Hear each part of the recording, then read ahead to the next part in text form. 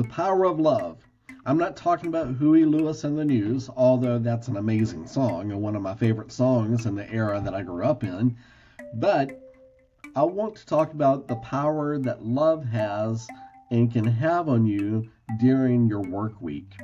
And also not talking about the romantic type of love, but listen to this. This is a quote I read earlier today by former Chicago Cub baseball player Jim Murphy.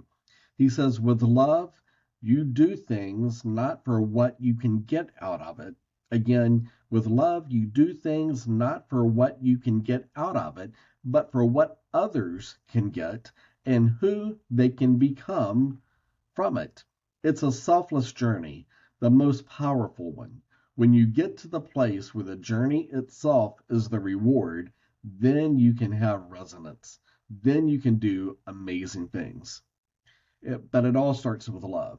When you start putting others ahead of where you want to be, ahead of what your desires are, and when your only thing that you're thinking about is how can I serve others?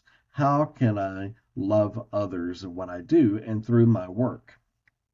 You know, one of the quotes in the Bible, or one of the verses out of the Bible says, God is love. Very simple verse. But when I think about that, God is love. What does that mean? To me, it means when I'm walking in the presence of God. In other words, living and being controlled by His Spirit.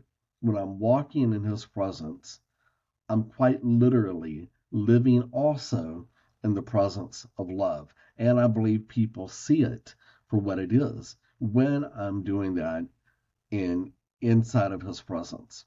So when we're walking with God, and if we stay in stride with God on the journey of life that we're on and living in His presence, love is going to be a natural thing that happens. I don't think we have to try that hard for it. I think we just need to live in the presence of God because God is love. And when we live in that presence, love is going to be a natural result. And it's going to show up in our work.